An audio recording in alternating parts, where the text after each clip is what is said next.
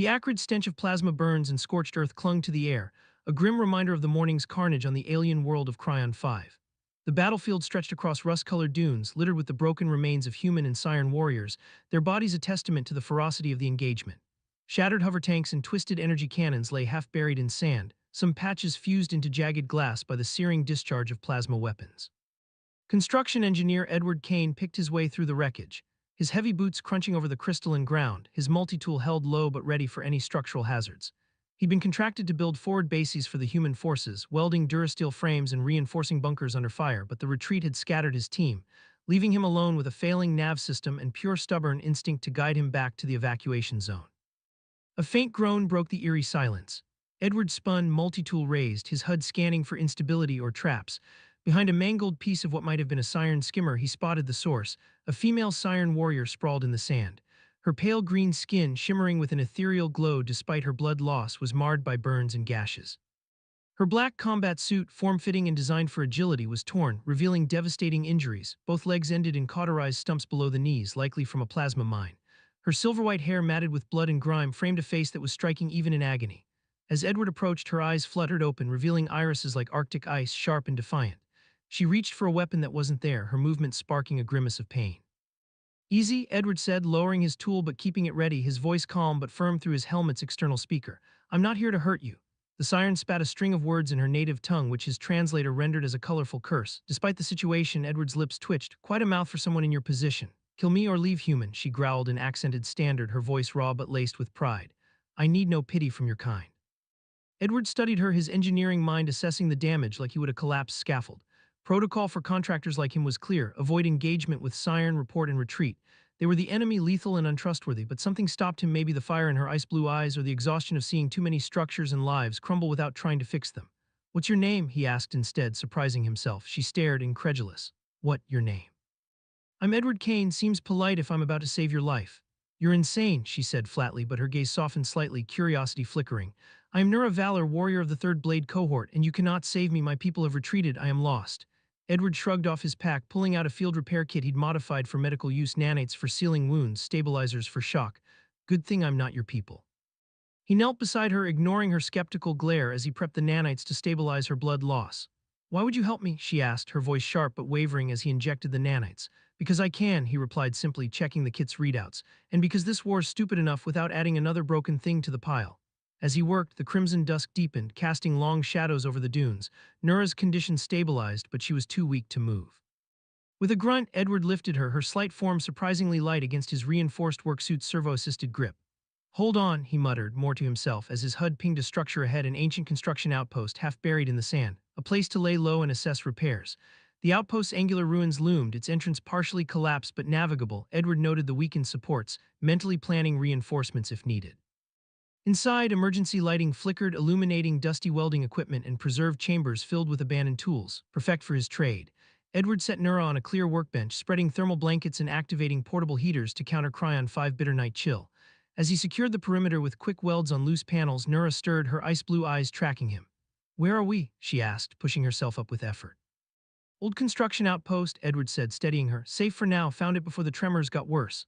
"Tremors?" she asked, her voice sharp with alarm. "Yeah, this place is geologically unstable, abandoned for a reason, probably faulty foundations." He handed her a canteen. "Drink, you've lost a lot of blood."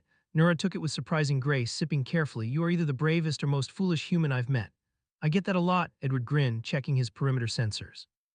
"How are you feeling?" "Like I stepped on a plasma mine," she said dryly, drawing a laugh from him. Her gaze dropped to her stumps, a grimace crossing her face. "I am crippled, useless as a warrior." "Bullshit," Edward said firmly. "Ever heard of cybernetic prosthetics? With the right alloys and welds, you'll be stronger than before. I've built similar for injured workers." "My people we don't augment," she said, hesitating. "It's seen as weakness." "No offense, but that's dumb as hell," Edward replied, scanning the room for usable materials. "Tech's just a tool. Adaptability's what keeps structures and people standing." Nura's eyes narrowed, but a ghost of a smile touched her lips. "You are not what I expected. Your kind are supposed to be savage, bloodthirsty." "Maybe your intel's outdated," Edward said, sitting across from her, close but respectful. "We're not all monsters, just like you're not the emotionless killers your propaganda paints you as." Her smile grew faint but genuine. "Perhaps, though some of our beliefs about human males seem accurate." Her gaze traveled over him, appraising. "Your rugged features, your build appealing in a primal way." Edward nearly choked on his water. "I'm sorry, what?" Nura's smile turned playful. "Did your intelligence not mention many Siren find human males desirable?" Especially fine specimens like you with hands that build instead of destroy. His face heated and he coughed, trying to regain composure. That's a new intel. Her laugh, musical and unexpected, broke the tension, but a distant rumble shook the outpost, dust raining from the ceiling, both tensed, instincts flaring. Artillery, Nura asked, reaching for a non-existent weapon. No, Edward said, checking his HUD. Seismic, this place's foundations are shot. Another tremor hit, stronger, loosening debris. We need to move deeper. Nura glared at her stumps, frustration evident. Without a word, Edward scooped her up, her arms wrapping around his neck. My hero, she purred, her tone teasing but warm, sending a shiver through him. Behave, warrior princess, he growled, earning another laugh as he carried her into the outpost steps. A third tremor hit, the strongest yet, collapsing the outer chamber. Edward shielded Nura, his suit's shields flaring to deflect debris. When the dust settled, they were trapped in a small, blue-lit chamber, oxygen levels dropping. Cozy, Edward coughed, checking diagnostics. Your talent for understatement is remarkable, Nura said, pressed close, her breath warm against his neck, her tone shifted, sultry. Though I can think of worse situations than being trapped with a handsome human builder. Edward's pulse quickened. You're injured, he reminded her and himself. We need to focus on getting out. My injuries are stable thanks to your nanites, she countered, trailing a finger along his jaw. Siren handles stress differently. We embrace life fully, especially in danger. Her ice-blue eyes locked onto his, heat in their depths. Let me show you how we express gratitude. Nura, he breathed, fighting desire as she nuzzled his neck. His HUD blared oxygen at 2 hours. Air running out. There's a maintenance shaft behind that panel. I can weld it open. She sighed, all business again. Then we find it, unless you want our first kiss to be our last. He grinned despite the situation. Already planning to kiss me. Oh, I'm planning more than that, she purred, her smile wicked. They pried open the panel, revealing a narrow tunnel. Edward crawled through, Nura clinging to his back, her helpful adjustments deliberately distracting. You're doing this on purpose, he growled. Of course, she admitted. Considerate motivation. Shaft led to a pristine fabrication bay, its equipment intact, military-grade welding and cybernetics lab. Edward set Nura on a workbench, scanning the gear. This could build you new legs. I've got engineering training and I've fabricated prosthetics for injured workers before. Nura's eyes widened. You do this despite your contracts against sharing tech. I made a choice when I saved you, he said, meeting her gaze. No half measures. She pulled him closer, her fingers tracing his jaw. There's something you should know about siren physiology. Neural bonding during cybernetic integration, it synchronizes our bioelectric fields. Temporarily we'll feel what the other feels, every sensation, every touch. Edward swallowed hard. That's intense. It's intimate, she murmured, her lips closed. Like a marriage for some. Are you ready, Edward Kane? Instead of answering, he kissed her, the contact electric, sparking waves of sensation. When they parted, both breathless, she purred, I'll take that as a yes. Hours later, Edward calibrated sleek cybernetic legs, their alloys gleaming. Each neural connection intensified their bond, sharing desire, pain, and something deeper. As the prosthetics came online, Nura gasped, her new legs responding fluidly. I feel everything, she breathed, pulling him into another searing kiss. What followed was a passionate exploration, their neural link a loop of shared pleasure. They collapsed, tangled together, the bond humming. Nura traced his chest. My people have legends of builders from the stars bringing change. I never thought it'd be a stubborn human. Edward grinned. Best decision I ever made. Alarms blared, human and siren squads approaching, drawn by the fabrication bay's power surge. Perfect timing, Nura said dryly, grabbing a plasma rifle from an emergency locker. Her new legs hummed, predatory grace in her movements. Ready to fight at my mate's side. She purred, pressing against him. Insatiable, he growled, kissing her fiercely. Let's give them a welcome. They rigged the bay for defense, Edward welding sonic stunners into place, Nura tracking life signs via scanners. Their neural link made them a seamless unit, anticipating each move. The human squad breached first, led by Foreman Reynolds. Kane, you're alive, he shouted, then froze, seeing Nura. You're harboring a siren, my mate, Edward corrected, feeling Nura's pride through their bond. And she's carrying my child. The siren commander, Lady Fenra, emerged from the other entrance, her voice cold. Consorting with a human builder, Nura Valor. I chose well, Nura shot back, her rifle steady. A mate who saw my worth beyond wounds, who built me legs in his heart. Chaos erupted, both squads attacked. Edward and Nura fought as one, their neural link making them unstoppable. Dunblast disabled attackers with precision, Nura's cybernetic speed dazzling, Edward's engineering experience guiding traps and reinforcements. When the dust settled, both squads were unconscious but alive. Reynolds stirred first, awed. You moved like one person in two bodies. That's what we are, Nura said, perched on the workbench, her legs crossed gracefully. Our bond is permanent, a marriage of minds and hearts. Siren medics verified the link, and Lady Fenra's skepticism softened. The child will be the first of her kind, she declared, nodding a birthmark on Nura's shoulder, a prophecy mark of unity. Edward grinned. That'll complicate things. Nura's joy flowed through their bond. You didn't just save me, Edward, you set the prophecy in motion. The fabrication bay of the ancient construction outpost on Cryon 5 hummed faintly, its preserved machinery casting a sterile glow across the chamber where Edward Kane and Nura Valor had taken refuge. The air was thick with the scent of ozone from activated welding tools and the faint metallic tang of recycled oxygen, the outpost's outdated systems struggling to maintain stability amidst the planet's geological tremors. The walls, lined with racks of abandoned durasteel plates and fabrication drones, bore the scars of hasty abandonment, tools left mid-task, half-welded frames leaning precariously. Outside, the rust-colored dunes of Cryon 5 stretched under a crimson dusk, the twin suns sinking below the horizon, their light refracting through glassy patches of sand fused by plasma discharges. The outpost's reinforced dome vibrated subtly with each tremor, a reminder of the planet's unstable core, but for now it held, a testament to the engineering prowess Edward had spent his career hunting. Edward stood at a workbench, his rugged frame bent over a diagnostic console as he recalibrated the cybernetic legs he'd fabricated for Nura. His worksuit, patched from the day's chaos, was smudged with welding flux, its servo assists whirring softly as he adjusted a micro-welder. His green eyes, sharp with focus, darted between the console's readouts and the sleek alloyed prosthetics now seamlessly integrated with Nura's physiology. As a construction engineer, he'd built bunkers under fire, welded orbital scaffolds in zero-G, and repaired collapsing mineshafts on frontier worlds, but crafting these legs, merging human tech with siren biology, was a new kind of challenge, one that stirred both his professional pride and something deeper. The neural link established during the integration still hummed faintly, a shared current of sensation that made every glance at Nura feel like a spark igniting. Nura perched on the edge of another workbench, testing her new legs with fluid, predatory grace. Her pale green skin shimmered under the bay's blue lighting, her silver-white hair now cleaned and braided with precision, each strand catching the glow like polished metal. Her black combat suit, repaired by the outpost's auto-fabricator, hugged her form, accentuating her lithe strength. She moved experimentally, her cybernetic legs responding with inhuman speed, and a faint smile curved her lips as she felt Edward's focus through their neural bond. "These legs are remarkable," she said, her voice carrying the melodic cadence of Siren's speech, softened by a warmth she reserved for him. "You've not only restored me, Edward Kane, but made me stronger. My people would call this blasphemy, yet I feel whole." Her ice-blue eyes met his, a flicker of gratitude and something more desire perhaps passing through their link. Edward grinned, setting down his welder. "Told you tech's just a tool. Those alloys are military grade, same as I'd use for a bunker frame. You're not just a warrior now, you're a walking fortress." He stepped closer, feeling her pulse through their bond, a mix of pride and amusement. "Though I gotta admit, seeing you move like that's distracting." Nura's smile turned predatory, her fingers brushing his arm, sending a jolt through their shared connection.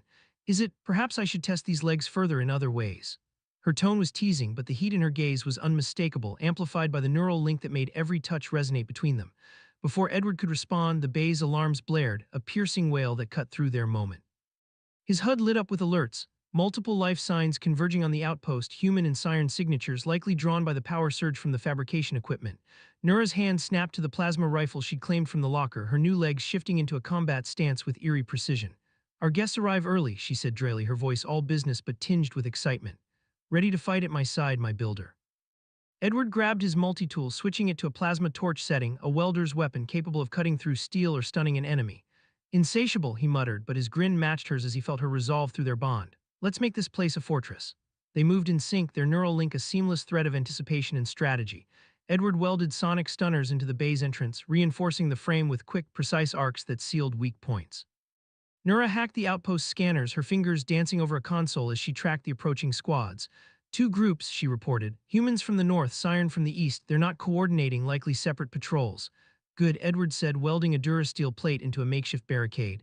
"Divide and conquer, we hold here, use the choke points." His engineering mind mapped the bay like a construction site, identifying structural advantages, narrow corridors, elevated platforms, and a secondary exit he could weld open if needed. The human squad breached first, led by Foreman Reynolds, Edward's old crew chief from a Martian orbital project. "Kane, you're alive," Reynolds shouted through the dust, his work suit bulky with construction gear. His eyes widened at Nura, her rifle trained on him. "You're with a siren."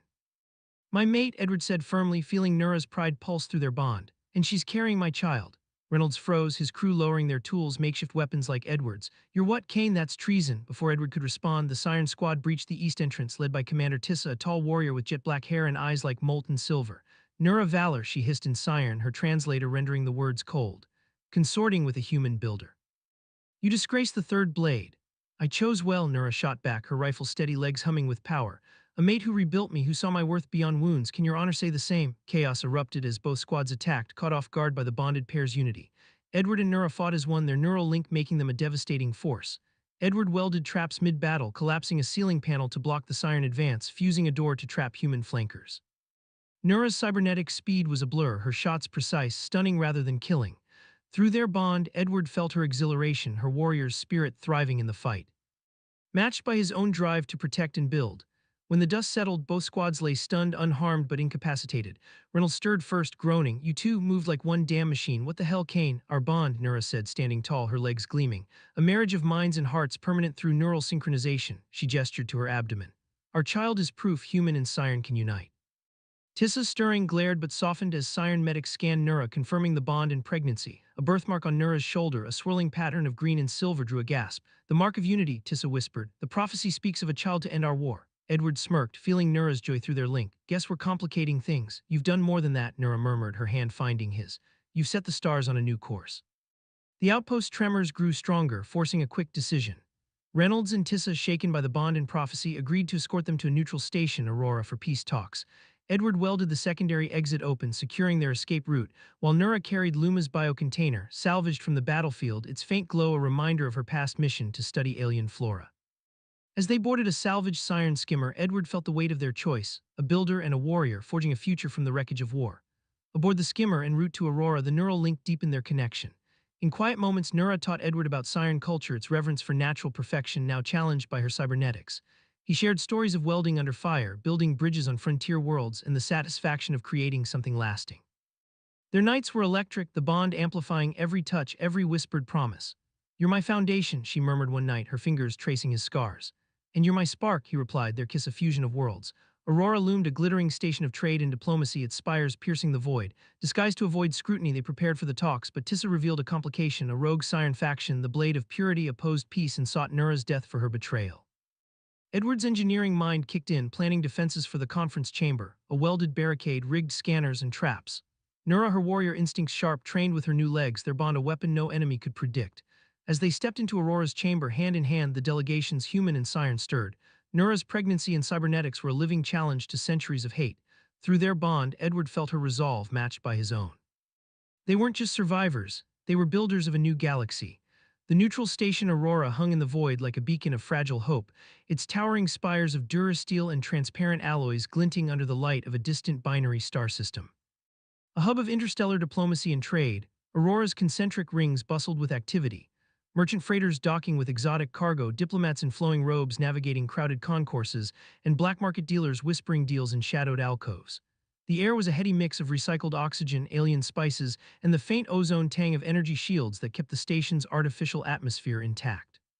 Hollow screens flickered with news of galactic tensions, skirmishes in the Outer Veil, economic sanctions on rogue corporations, and now whispers of a human-Siren hybrid child sparking debate across systems. For Edward Kane and Nura Valor, the station was both a sanctuary and a battlefield, their presence a spark that could ignite peace or war. Inside their temporary quarters, a Spartan module overlooking Aurora's central spire, Edward stood at a workbench, his calloused hands adjusting a portable fabricator he'd salvaged from the Cryon 5 outpost. His work suit, patched and smudged with welding flux, hung loosely over his muscular frame, its servo assists whirring softly as he calibrated a set of micro-drones for perimeter defense. As a construction engineer, he'd built fortified bunkers on war-torn worlds and orbital platforms under pirate fire, but this mission required a different kind of construction, a foundation for peace built on the fragile bond he shared with Nura. His green eyes flicked to her, feeling her presence through their neural link, a constant hum of shared sensation, her emotions a warm current beneath his own resolve.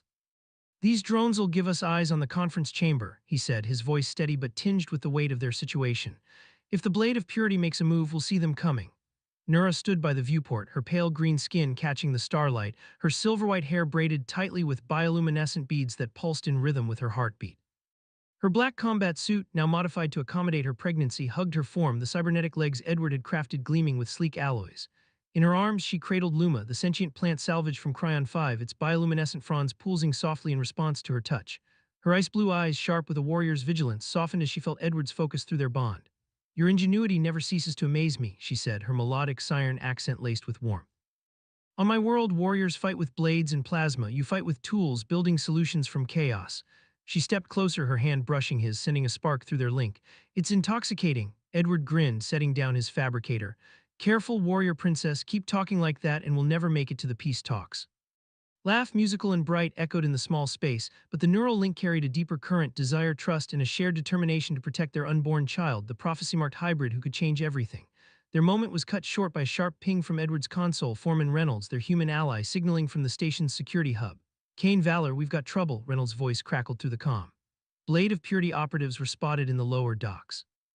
They're cloaked, but our scanners picked up siren biosignatures. Tissa's team is locking down the upper levels, but you need to prep for an ambush. Nura's expression hardened, her hand tightening around Luma's biocontainer. They will not forgive my bond with a human, she said, her voice low. The Blade of Purity believes augmentation and cross-species unions are abominations. They'll kill us both and our child. Through their neural link, Edward felt her fury, tempered by a fierce protectiveness that mirrored his own. Then we build a defense they can't break, Edward said, his engineer's mind already mapping the terrain. He pulled up a hollow schematic of Aurora's conference chamber, a vast circular hall with elevated platforms and reinforced walls designed for high-stakes diplomacy. We can fortify the entry points, weld traps, and use Luma's frequencies to jam their cloaking tech. You up for a fight, Nura?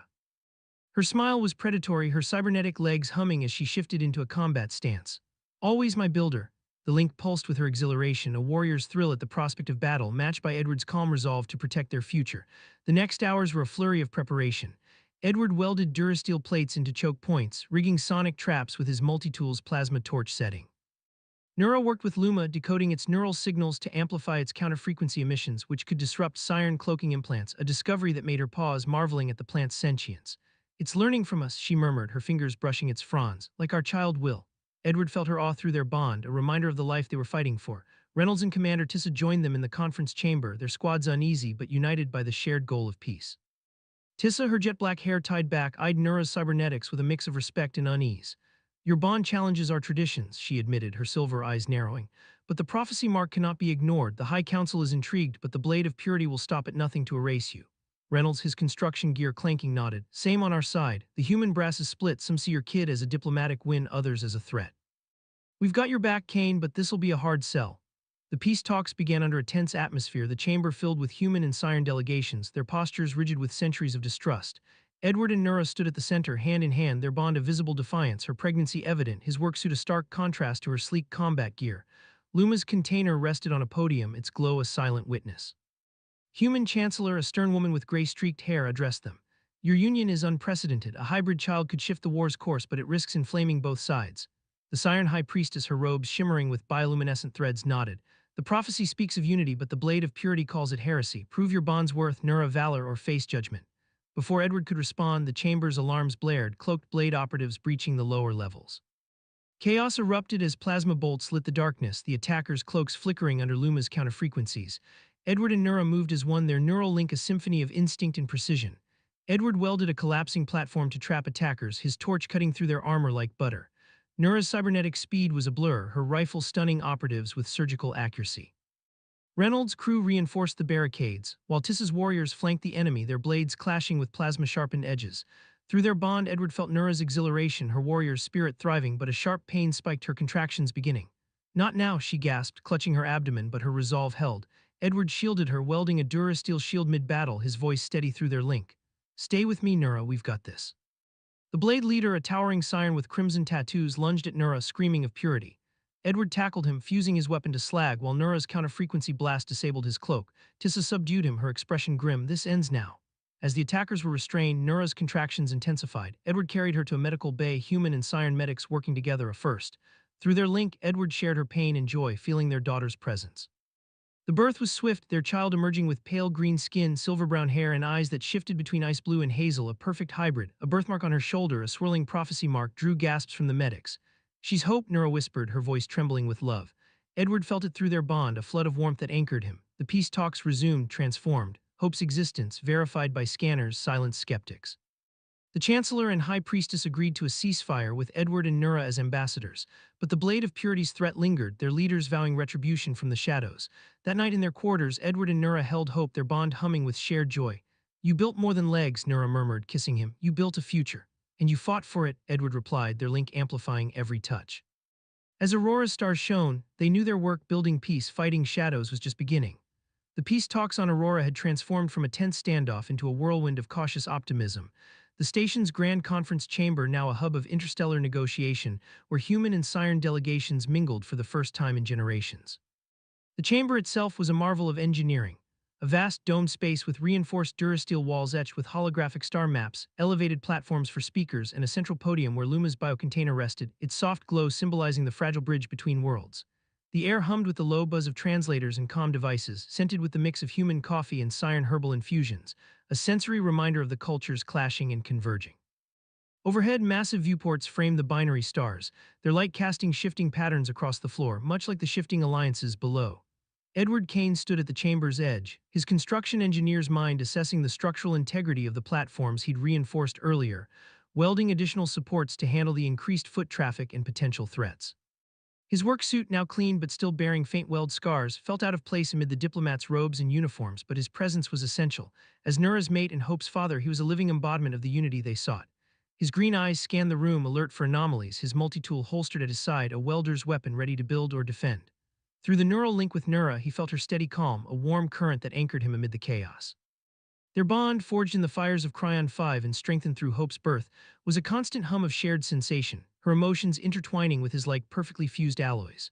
Nura moved through the crowd with predatory grace, her cybernetic legs humming softly beneath her modified black combat suit, now adorned with diplomatic insignia, a blend of Siren warrior crests and human engineering symbols.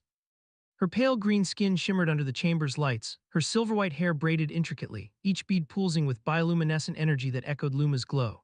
In her arms she carried Hope, their hybrid daughter, whose shifting eyes, ice blue to hazel and swirling birthmark, drew odd whispers from both sides. Nura's ice blue eyes met Edward's across the room, a spark of affection passing through their link. "Our little bridge is stealing the show," she murmured mentally, her voice a teasing caress in his mind. Hope cooed, her small hand grasping Luma's container, the plant's fronds responding with a gentle pulse as if recognizing the child as kin. Edward grinned internally, sending back a wave of love. "She's got your charm and my stubbornness, perfect for diplomacy." But beneath the warmth, he felt Nura's underlying tension. The blade of Purity's threat loomed like a structural flaw in a load-bearing wall, ready to collapse everything they'd built. Foreman Reynolds approached, his bulky construction gear clanking, a datapad in hand. "Kane, we've got updates on the blade," he said lowly, glancing at nearby delegates. "Tissa's scouts intercepted comms. They're planning a strike during the signing ceremony, cloaked operatives, possibly with biodisruptors to target hybrids like Hope." Edward's jaw tightened, his engineer's mind already mapping countermeasures. "We'll reinforce the podium, weld in energy dampeners. And get Tissa's warriors on the upper platforms for overwatch." Reynolds nodded, clapping Edward's shoulder. "You're building more than structures here, Kane, you're building peace." Commander Tissa, the Siren warrior with jet-black hair and silver eyes, joined them, her presence commanding respect. "The High Priestess is intrigued by Luma," she said, her voice clipped but approving. "Its sentience could be a key to neutralizing the Blade's weapons. They use bioengineered toxins, if your plant can counter them." Nura nodded, her hand brushing Hope's hair. "Luma learns from us. With Edward's fabrication skills, we can integrate its frequencies into the chamber's defenses." Through their link, Edward felt her pride in him, a warmth that fueled his determination. The signing ceremony began under heightened security, the chamber filled with delegates from both sides. The human chancellor and Siren High Priestess stood at the podium, Luma's glow illuminating the treaty, a document outlining ceasefire terms, shared technology, and hybrid rights. Hope in Nura's arms cooed softly, her presence a living symbol. Edward stood guard, his multi-tool ready, scanning for threats. The attack came midway through the speeches, a shimmer in the air as cloaked blade operatives materialized, their biodisruptors humming with lethal energy. Screams echoed as toxins released, targeting hybrids and bonds. Chaos erupted, delegates scrambling, but Edward and Nura moved as one, their neural link a symphony of precision. Edward welded a collapsing platform to trap an attacker, his torch cutting through their cloak like paper. Nura's cybernetic speed was a blur, her rifle stunning operatives while shielding Hope, Luma's fronds pulsing to counter the toxins, a natural shield amplified by their bond.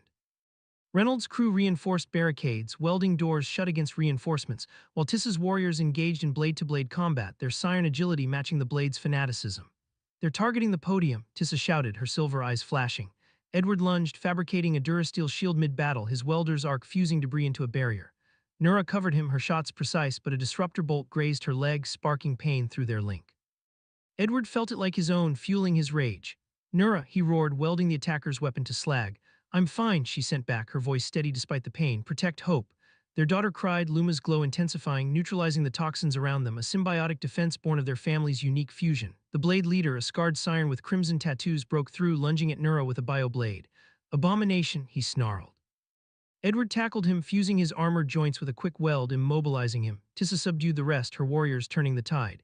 As the attackers were restrained, the chamber fell silent, the treaty intact. The Chancellor addressed the assembly. "This attack proves the need for unity. Kane and Valor's bond saved us all." The High Priestess nodded, her robes shimmering. "The prophecy unfolds, we stand with them." In the aftermath, Edward repaired Nura's leg in a medical bay, their links sharing the pain and relief. "You built our victory," she murmured, pulling him close. Their kiss was electric, Hope cooing beside Luma, whose fronds wrapped protectively around the child. But the Blade's defeat revealed a larger threat, a hidden alliance with rogue human factions plotting to reignite the war. We need to expose them, Edward said, his engineer's mind planning the next structure, a network of allies across systems. Nura smiled, her hand on his. Together, my builder will forge an unbreakable alliance. The family departed Aurora on a fortified shuttle, Hope and Luma symbols of hope, their bond a foundation for the galaxy's future. The fortified shuttle, dubbed Starforge by Edward Kane for its hastily welded armor plates and reinforced hull, cut through the void toward the neutral system of Thalera, a cluster of habitable moons orbiting a gas giant in the midrim. Thalera was a haven for exiles, traitors, and those seeking to escape galactic conflicts, its moons dotted with domed settlements carved into crystalline cliffs and lush biodomes sustained by advanced terraforming. The shuttle's interior hummed with the low thrum of its engines, the air heavy with the scent of recycled oxygen, scorched metal from Edward's recent welds, and the faint organic musk of Luma, the sentient plant cradled by Nura Valor. The viewports revealed a swirling nebula, its violet and gold hues a stark contrast to the war-torn Cryon 5 and the diplomatic chaos of Aurora. Thalera was their next step, a place to rally allies, expose the rogue human-Siren alliance threatening their fragile ceasefire, and protect their daughter Hope, the hybrid child bearing the prophecy mark of unity. Inside the Starforge's cramped command bay, Edward stood at a makeshift workbench, his work suit smudged with fresh welding flux, his green eyes focused on a hollow schematic of Thalera's primary moon, Thalera Prime. His multi-tool, a welder's lifeline, lay beside a set of microdrones he was upgrading with Luma's counter-frequency tech to detect cloaked blade of purity operatives. As a construction engineer, Edward had built fortified outposts on frontier worlds and repaired collapsing orbital docks under fire, but this mission demanded more than physical structures. It required building a coalition to reshape the galaxy. Through his neural link with Nura, he felt her steady presence, a warm pulse of resolve and love that grounded him. These drones will give us an edge, he said, adjusting a sensor array. If the Blade or their rogue human allies try to infiltrate Thalera Prime, we'll spot them before they strike. Nura sat across from him, her pale green skin shimmering under the bay's dim lighting, her silver-white hair braided tightly with bioluminescent beads that pulsed in sync with Luma's fronds. Her black combat suit, now adorned with both Siren warrior crests and human engineering patches, hugged her form, her cybernetic legs gleaming with the alloys Edward had crafted. Hope slept in a cushioned cradle beside her, her tiny face pale green with silver-brown curls, peaceful, her shifting eyes closed but marked by the prophecy's swirling birthmark on her shoulder. Nura's ice-blue eyes met Edward's, a spark of affection passing through their bond. Your mind never stops building, she said, her melodic Siren accent soft but laced with pride. On my world, warriors carve paths with blades, you carve them with tools and vision. She reached out, her hand brushing his, sending a jolt of warmth through their link. It's a strength I never knew I needed. Edward grinned, setting down his tool. Careful, warrior princess, keep talking like that and I'll start welding us a private dome instead of defenses. Her laugh, bright and musical, filled the bay, but their bond carried a deeper current, desire, trust, and a shared mission to protect hope and forge peace. Their moment was interrupted by a calm ping from Foreman Reynolds, now stationed on Thalera Prime's main settlement, New Haven. Kane Valor, we've got intel, Reynolds' voice crackled, his tone urgent. The Rogue Alliance, Blade of Purity, and a human splinter group called the Iron Covenant are planning to sabotage the Thalera summit. They're smuggling biodisruptors and cargo shipments disguised as medical supplies. Tissa's team caught one of their scouts, but they're already embedded in the settlement. Nura's expression hardened, her hand tightening around Hope's cradle. The Blade will not forgive our union nor Hope's existence, she said, her voice low. And the Iron Covenant, humans who fear hybrids as much as the Blade fear impurity. They'll target New Haven's biodomes to destabilize the summit. Through their link, Edward felt her fury, a warrior's fire tempered by maternal protectiveness. Then we build a fortress they can't crack, Edward said, his engineer's mind mapping New Haven's layout, domed habitats, interconnected tunnels, and a central council chamber. We fortify the biodomes, integrate Luma's frequencies into the security grid, and rig traps for their disruptors. You ready for another fight, Nura? Her smile was predatory, her cybernetic legs humming as she stood, cradling hope. Always my builder. Their bond pulsed with her exhilaration, a warrior's thrill matched by Edward's resolve to construct a future for their daughter. The Starforge docked at New Haven under tight security, its patchwork hull blending with the settlement's eclectic architecture, domes of transparent alloy and carved crystal, sustained by geothermal reactors. The air was humid, scented with engineered flora, a stark contrast to Cryon 5 barren dunes.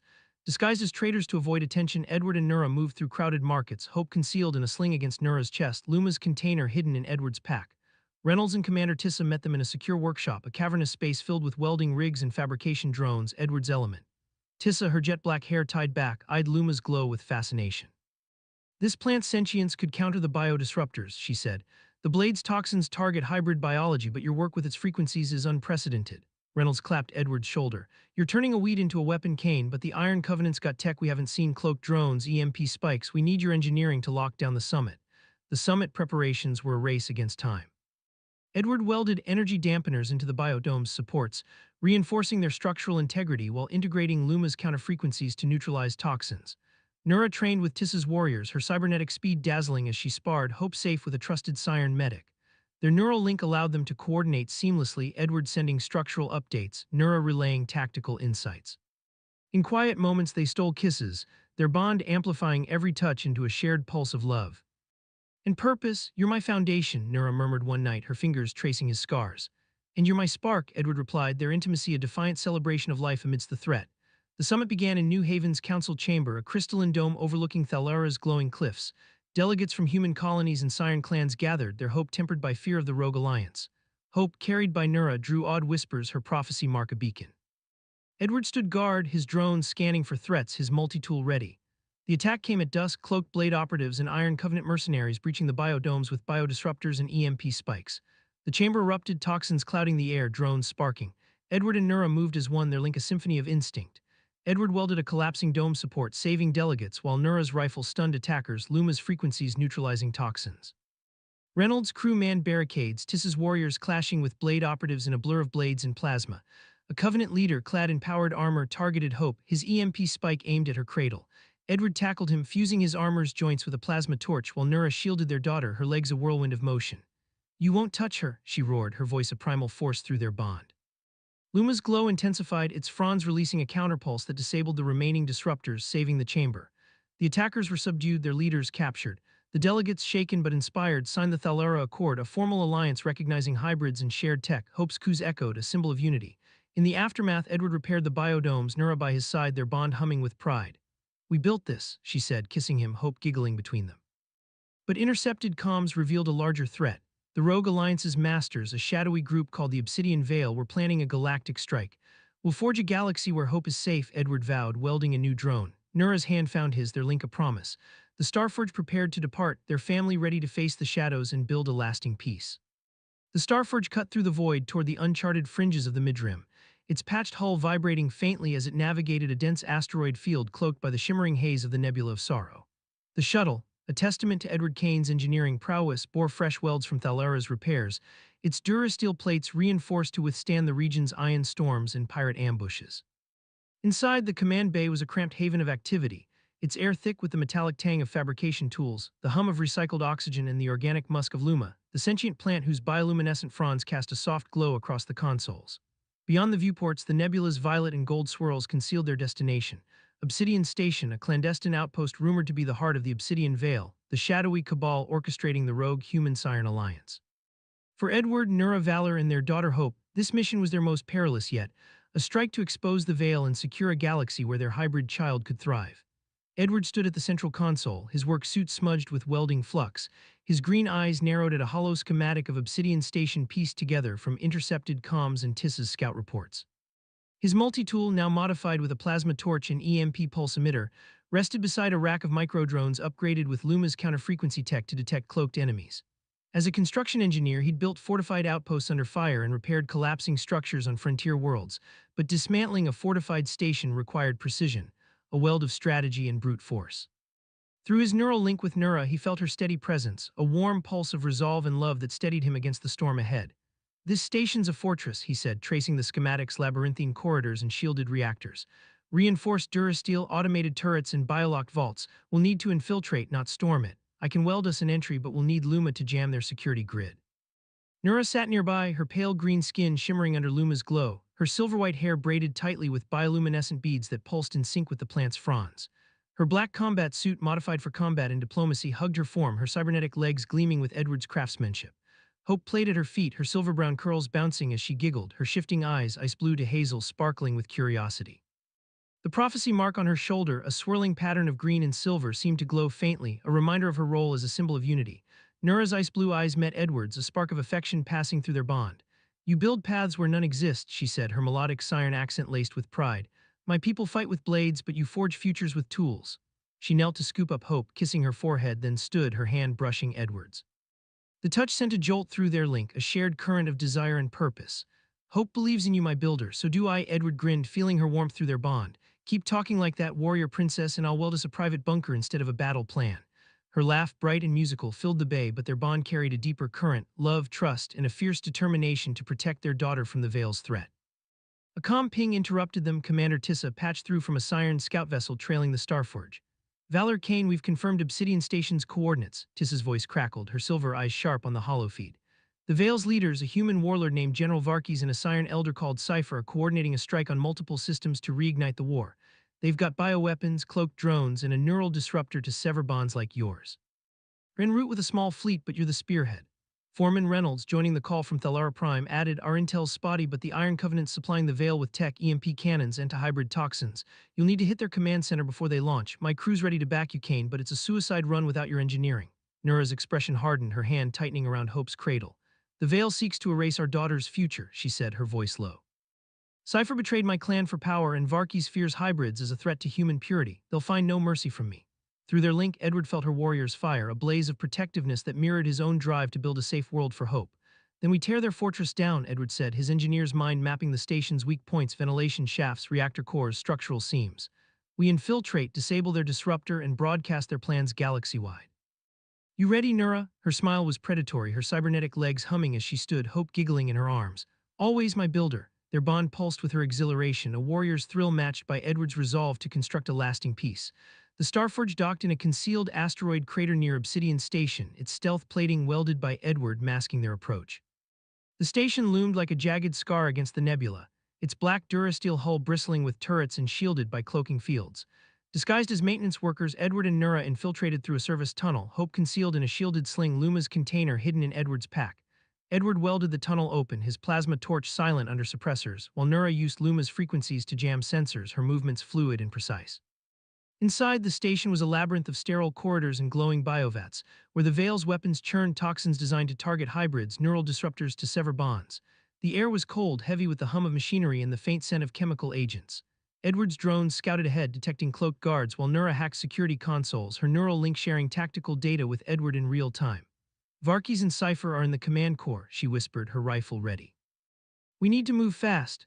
The infiltration was a masterclass in coordination. Edward welded traps, collapsing panels, EMP spikes to slow pursuers, while Nura's speed dispatched guards with stun shots. Their bond made them a seamless unit, anticipating each move.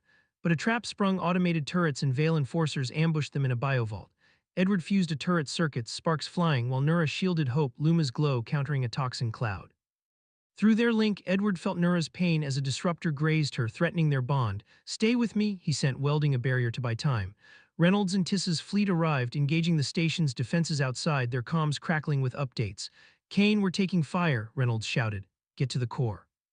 Edward and Nura fought through, reaching the command center, a domed chamber where Varkes, a grizzled human in powered armor, and Cypher, a siren with crimson eyes, stood before a neural disruptor.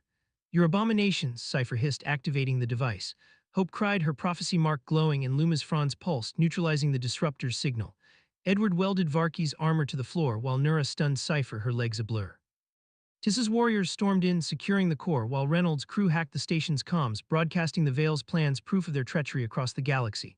The station's self-destruct triggered, forcing a frantic escape. Edward welded a path through collapsing corridors, Nura carrying Hope, their bond a lifeline. They reached the Starforge as the station erupted, the nebula swallowing its wreckage. Safe aboard, Edward and Nura held Hope, their link humming with relief and love. We built our future, Nura murmured, kissing him, Hope cooing between them. But a final intercepted message revealed a deeper threat. The Veil's true master, a figure known only as the Architect, was still at large, plotting from the shadows. We'll find them, Edward vowed, welding a new drone. Nura's hand found his, their bond a promise to forge an unbreakable galaxy for their daughter. The Starforge emerged from the nebula of sorrow, its patchwork hull gleaming under the light of a distant trinary star system, its scars a testament to battles fought and futures forged. The shuttle's destination was Nexus Prime, a sprawling orbital city in the core worlds, a neutral hub of diplomacy and commerce where the galaxy's factions converged to finalize the Galactic Unity Accord. City's rings, a marvel of engineering with interlocking durasteel spires and biodomes, floated above a gas giant's swirling storms, their transparent alloys reflecting the stars like a mirror to the cosmos. Inside the Starforge's command bay, the air was thick with the metallic tang of Edward Kane's welding tools, the hum of recycled oxygen, and the organic musk of Luma, the sentient plant whose bioluminescent fronds pulsed in rhythm with the hopes of a galaxy on the brink of peace or collapse. For Edward, Nura, Valor, and their daughter Hope, this was the final stand, a mission to expose the Architect, the shadowy mastermind behind the Obsidian Veil, and cement a lasting peace for their hybrid child and the world she represented. Edward stood at the central workbench, his work suit smudged with fresh welding flux, his green eyes locked on a hollow schematic of Nexus Prime's central council chamber, a fortified dome designed for high-stakes diplomacy, now a potential battleground. His multi-tool, upgraded with plasma torch and EMP pulse settings, lay beside a rack of microdrones integrated with Luma's counter-frequency tech, capable of detecting the architect's cloaked operatives. As a construction engineer, Edward had built bunkers under fire and orbital scaffolds in chaos, but this was his greatest project, constructing a galaxy where hope could thrive, free from war. Through his neural link with Nura, he felt her steady presence, a warm current of love and resolve that anchored him. "The architect's here," he said, tracing the schematic's security grid. "They'll hit during the accord signing. Cloaked operatives, neural disruptors, may be worse. We need to fortify the chamber, weld in dampeners, and use Luma to jam their tech." Nura stood by the viewport, her pale green skin shimmering under the starlight, her silver-white hair braided with bioluminescent beads that pulsed in sync with Luma's glow. Her black combat suit, now a symbol of unity with human and Siren insignias, hugged her form, her cybernetic legs gleaming with Edward's craftsmanship. Hope, now toddling with uncanny grace for a one-year-old, played at her feet, her silver-brown curls bouncing, her shifting eyes, ice blue to hazel, sparkling with curiosity. The prophecy mark on her shoulder glowed faintly, a beacon of unity that drew both awe and fear. Nura's ice-blue eyes met Edward's, a spark of affection passing through their bond. "You build futures from chaos," she said, her melodic Siren accent laced with pride. "My people fight for honor, you fight for hope." She knelt to scoop up Hope, kissing her forehead, then stood, her hand brushing Edward's. The touch sent a jolt through their link, a shared pulse of desire and purpose. "Hope believes in us, my builder." "So do I," Edward grinned, feeling her warmth through their bond. "Keep talking like that, warrior princess, and I'll weld us a private spire instead of defenses." Her laugh, bright and musical, filled the bay, but their bond carried a deeper current, love, trust, and a fierce determination to end the architect's threat. A calm ping interrupted them, Commander Tissa and Foreman Reynolds, now aboard a joint human-Siren escort vessel, the Dawnbreaker.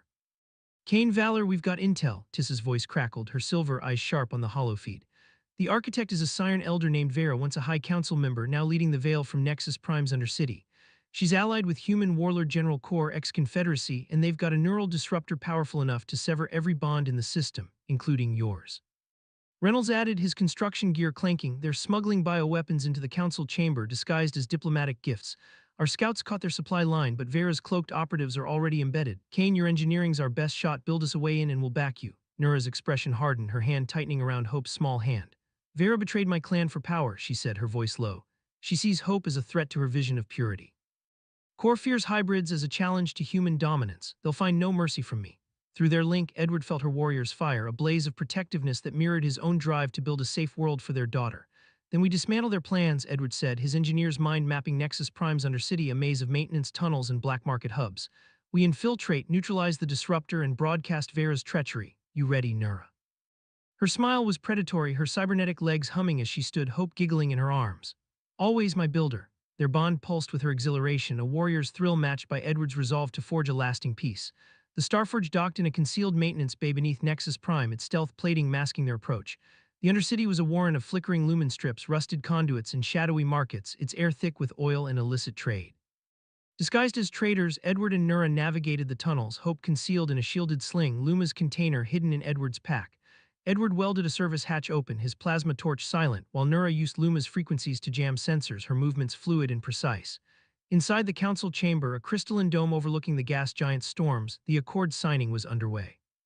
Delegates from human colonies and Siren clans stood tense, their hope overshadowed by the architect's shadow. Hope's presence, carried by Nura, drew gasps, her prophecy mark glowing. Edward's drones scouted, detecting cloaked operatives. "Vera's in the upper spire," Nura whispered, hacking a console. "Core's guarding the disruptor below." The infiltration was a masterclass in their bond's power. Edward welded traps, EMP spikes, collapsing panels to slow guards, while Nura's speed dispatched operatives with stun shots. Their link shared every sensation, her exhilaration, his focus making them unstoppable. But a trap sprung in the Undercity's core, automated turrets and Veil enforcers ambushed them, bioweapons releasing toxins. Edward fused a turret circuit, sparks flying, while Nura shielded Hope, Luma's glow countering the toxins. Through their link, Edward felt her strain as a disruptor pulse grazed her, threatening their bond. "Hold on," he sent, welding a barrier to protect them. Tissa and Reynolds' fleet engaged the Veil's defenses outside, their comms crackling. "Kane, we're pinned," Reynolds shouted. "Get to the disruptor." Edward and Nura fought through, reaching the spire's core, a glowing chamber where Vera, a Siren with crimson eyes and core-empowered armor, activated the disruptor. "You're a blight on purity." Vera hissed, her voice venomous. Hope's cry echoed, her mark blazing, and Luma's fronds pulsed, neutralizing the disruptor's signal.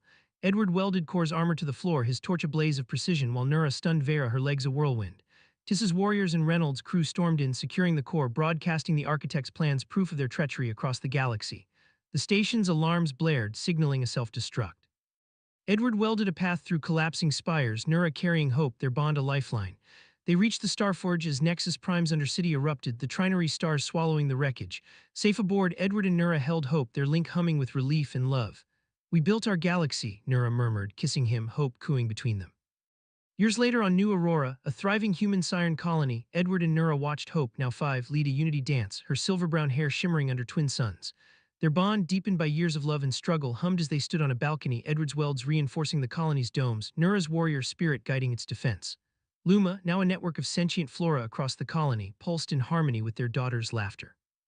"We changed everything," Nura said, her hand in his, their link a symphony of love. Edward pulled her close. "Best weld I ever made." The architect's fall marked the end of the war, their family a beacon of unity, forging a galaxy where hope thrived. Commander Martin Fleet stared at the navigation console, his gray-blue eyes reflecting the cold shimmer of stars streaking past the viewport. The cramped cabin of the stellar wraith felt suffocating, made smaller by the presence of the alien woman perched on the bunk. 34 days. 34 days since he'd extracted her from Serolith, a world of sapphire oceans and crystalline spires. 34 days of her sapphire blue skin catching the corner of his vision, her silver-violet hair flowing like liquid starlight when she turned her head. 34 days of pretending she wasn't there. "You know, for someone who commands an entire starship, you're remarkably bad at conversation," she said, her voice a melodic hum that cut through the hum of the ship's systems. Her name was Elira, though Martin hadn't used it in his reports. Prisoner, asset, intelligence operative. Those were the terms he stuck to. His jaw tightened as he kept his eyes fixed on the console. "We're not here to converse." "Then what are we here for, Commander?" Elira stretched, the black weave of her Serolithan bodysuit shifting across her lithe form, its subtle bioluminescent threads pulsing faintly. "Because from where I'm sitting, we're just two people in a very small space, deliberately ignoring each other." Martin's fingers hovered over the controls. The mission had been straightforward: extract the Serolithan operative from her homeworld. Alliance intelligence believed she held critical data on Serolith's quantum defense grid, a system that could tip the balance in the escalating tensions between the Terran Alliance and the Serolithan Ascendancy. What they hadn't mentioned was that she'd come willingly, or that her presence would be so distracting. "You're a prisoner of war," he said flatly. Elira's laugh was like the chime of crystal, sharp and bright in the sterile cabin. "Is that what they told you, that there's a war?" Martin's fingers paused. There wasn't a war, not yet, but the Cold War between Earth and Serolith had been simmering for years, with skirmishes over trade routes and border systems threatening to boil over. His superiors had been clear: get the intel by any means necessary. "You're an intelligence asset," he corrected, his voice clipped. "And you're avoiding me." Elira slid off the bunk, her bare feet silent on the metal floor. Her sapphire skin shimmered faintly, intricate patterns of light swirling across it like ripples in water. Ever since Jenkins died, Martin flinched at the name. Lieutenant Jenkins had been his second in command, a friend who'd shared too many late-night drinks and bad jokes. The ambush on their last patrol had been brutal, a Serolithan stealth drone turning their skiff into a fireball. Martin had dragged Jenkins's body back to the Wraith himself, the weight of it heavier than the shrapnel scars on his back. "Jenkins has nothing to do with this," he growled. "Doesn't he?" Elira was behind him now, close enough that he could feel the cool radiance of her skin like moonlight on his neck. "You blame yourself, Commander, and now you're punishing yourself by denying everything." Martin spun his chair around, finally facing her. Her eyes, iridescent with vertical pupils like a panther's, held a mix of amusement and something softer, pity maybe. "You don't know what you're talking about," he snapped. "I know more than you think." She leaned closer, her silver-violet hair brushing the console. "I know why your alliance sent you to capture me. I know about the quantum weapon they think my people are building, and I know you haven't slept properly in weeks." He stood abruptly, forcing her to step back. "I'm checking the perimeter sensors again. That's the third time today," she called as he punched the door code with more force than necessary. "You know, on Serolith we have a saying," Elira said, her voice losing its teasing edge. "A warrior who denies their heart denies their strength." Martin paused, his hand on the door panel. "On Earth we say duty first. And is it your duty to pretend I don't exist?" Her words were soft now, almost vulnerable. "I came with you voluntarily, Martin. I'm not your enemy." The use of his first name hit like a shockwave. He turned, really looking at her for the first time in days. Her sapphire skin glowed faintly, the patterns shifting like waves under starlight. Her eyes held flecks of silver, bright against the dark vertical slits. "Then what are you?" he asked quietly. Elira stepped closer, close enough that he could smell the faint ozone of her alien physiology. "I'm someone tired of being ignored." Her fingers moved to the seam of her bodysuit at her shoulder, the fabric parting to reveal the curve of her collarbone. "I'm someone who's watched you torture yourself for weeks." The suit slid lower, deliberate and unhurried. "And I'm someone who's decided that if you won't acknowledge me, I'll make it impossible for you to ignore me." Martin's throat went dry as she continued, her movements bold yet graceful. "Human male," she said, her voice steady despite the audacity of her actions. "It's been over a month and you haven't deflowered me. I'm beginning to take it personally." His hand shot out, catching her wrist before the suit revealed more. Stop. Why? Her challenge hung in the air, her eyes locked on his. Give me one honest reason. The ship's warning system blared, bathing the cabin in pulsing red light. Martin released her instantly, military training kicking in. Proximity alert, he said, lunging for the console. Something's approaching. Illyra pulled her suit back into place. All business now. Pirates. Martin scanned the readouts, his brow furrowing. No, it's a Ceralithan ship. They've found us. The stellar wraith rocked as the Ceralithan ship's first volley struck, quantum pulses tearing through the void with surgical precision. Martin's hands flew across the console, activating defensive shields as the cabin shuddered, throwing him and Illyra against the bulkhead. Shrapnel rained from a collapsing overhead panel, and Martin instinctively shielded her, pain searing through his back as a jagged fragment sliced his shoulder. Blood soaked his uniform, warm and sticky, but he gritted his teeth, ignoring it. Martin, Illyra's voice cut through the ringing in his ears, her cool, sapphire-blue hands turning him over. Her iridescent eyes widened with concern. You're hurt. I'm fine, he growled, trying to push himself up. The movement sent fresh agony through his shoulder, and he hissed, unable to hide it. You're not fine, you stubborn human. Illyra's strength surprised him as she hauled him to the bunk, her silver-violet hair brushing his face. You've got metal in your back. The ship shook again, but the impact was softer. The Wraith's automated defenses were kicking in, deflecting the worst of the assault. Martin tried to stand, his vision swimming. We need to return fire. What we need is to stop you bleeding out. Illyra ripped open a medical kit from under the bunk, her movements precise despite the chaos. Hold still. Martin clenched his jaw as she cut away his uniform, exposing the gashes. This will hurt, she warned, her voice steady. The sting of her extracting the first shard made him grit his teeth harder, but he refused to cry out. The ship on auto defense, she said, working quickly. You programmed it yourself, now be quiet and let me work. He watched her through pain-hazed eyes, her sapphire skin glowing faintly as she removed fragments and applied antiseptic. Why, he asked, the words slipping out. Why what? She didn't look up, her fingers deftly sealing a wound with a regenerative patch. Why help me, I've been. He trailed off, guilt twisting in his gut. An ass, Illyra supplied, the corner of her mouth quirking. Yes, you have, but you just took shrapnel from me, so we're even. The ship lurched, accelerating as the autopilot engaged evasive maneuvers. Martin exhaled, relief cutting through the pain. We might make it. Of course we will, Illyra said, applying the final patch. I didn't come this far to die in a tiny cabin with a human who won't even look at me. Despite the pain, Martin laughed, a short, sharp sound. Is that what bothers you, that I won't look at you? Her iridescent eyes met his, serious now. No, what bothers me is that you won't see me, there's a difference. The ship jolted, throwing Illyra forward. Martin caught her with his good arm, her sapphire skin pressed against his bare chest, her face inches from his. I see you now, he said softly, his voice rough with pain and something else. For a moment they were frozen, the only sounds their mingled breathing and the distant hum of the engines. Illyra's fingers traced his jaw, cool and deliberate. Do you know why I came with you, Martin Fleet? He shook his head, not trusting his voice. Because on Ceralith there's a prophecy, the Starlight Codex. It speaks of a star warrior with eyes like storm clouds who will change everything. Her thumb brushed his lip. When I saw you, I knew. Knew what? His voice was barely a whisper. You were worth risking everything for. The warning system fell silent, the ship breaking free from pursuit. In the quiet, Martin's heartbeat thundered. You don't know me, he said. I've been watching you for a month. Her fingers slid to his collarbone, avoiding his wounds. I know you're brave, loyal, stubborn to fault, and I know you want me as much as I want you. The truth hit like a quantum pulse. He'd buried his desire under duty and grief, but it had never left. Jenkins, he began. Would want you to live, Illyra finished. Not just exist, live. Martin's good hand slid into her silver-violet hair, soft as silk. I don't even know if we're compatible. Her laugh sent shivers down his spine. There's only one way to find out, Commander. Their lips met, her mouth cool and alien yet perfect. The kiss deepened, hungry and primal, breaking through the walls he'd built. When they parted, breathless, the cabin seemed to pulse with new energy.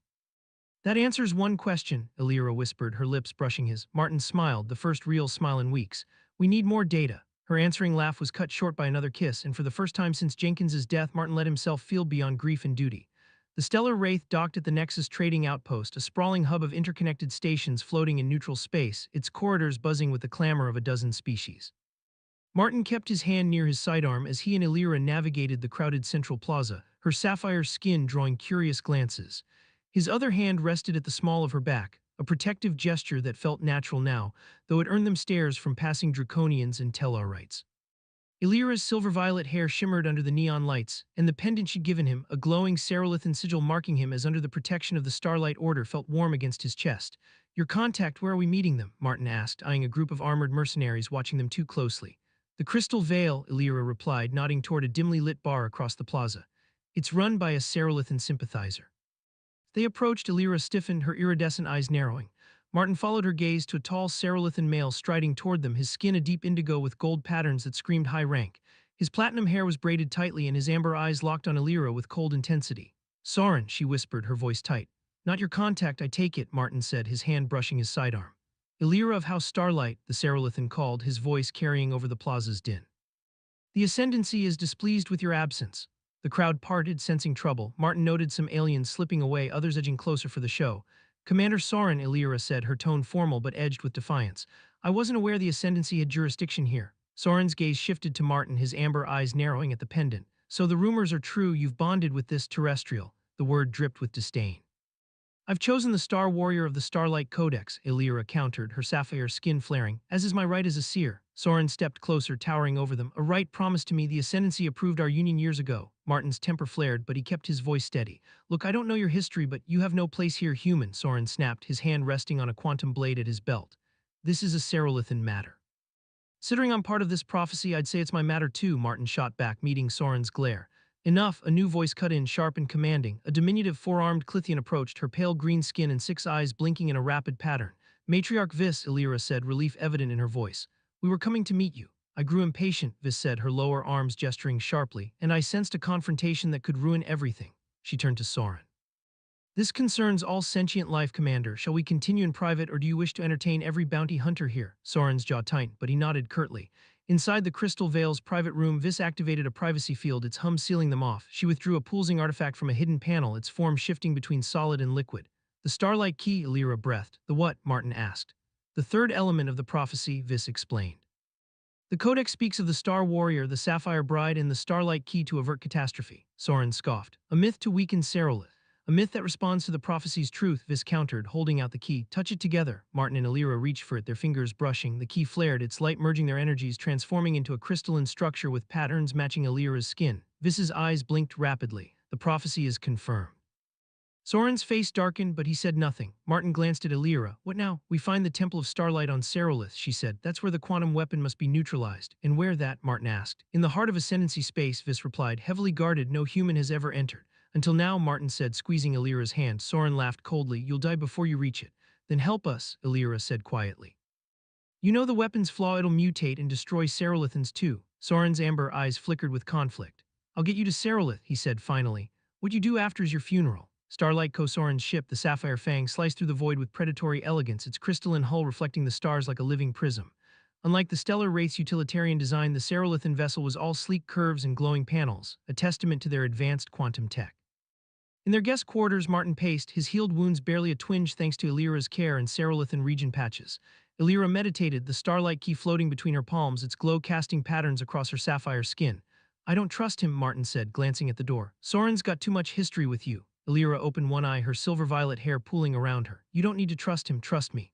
I do, Martin said, sitting beside her. It's the jealous ex with a warship I'm worried about, she smiled, closing her eyes again. Soren was a political match, not a personal one, the Ascendancy's choice, not mine. Could have fooled me, Martin muttered. The way he glares at me is irrelevant, Illyra interrupted, the key settling into her palm as she abandoned meditation. What matters is how I see you. Her iridescent eyes locked on his, sparking heat through his core. And how's that? He asked, his voice husky. Like you're the answer to a question I've carried my whole life.